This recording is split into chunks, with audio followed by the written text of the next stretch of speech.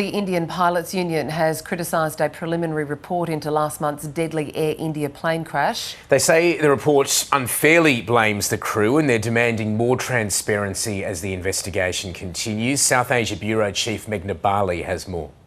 We're already seeing pushback to the preliminary findings of last month's Air India crash, not just over what's in the report, but how it's being interpreted.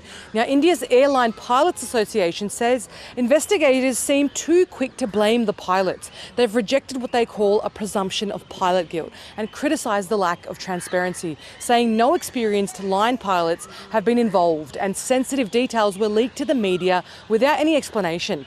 Now, the report itself says the plane lost power just 3 seconds after takeoff. The fuel control switches, which keep the fuel flowing to the engines, somehow flipped from run to cut off within a second of each other, starving both engines. On the cockpit voice recorder, one pilot is heard asking the other why he cut off the fuel, and the other replies, "I didn't." The switches were quickly reset and the engines began to relight, but it was too late. The Boeing 787 crashed into this residential area, killing 260 people. And a month later, you can still smell burnt wood and smoke in the air.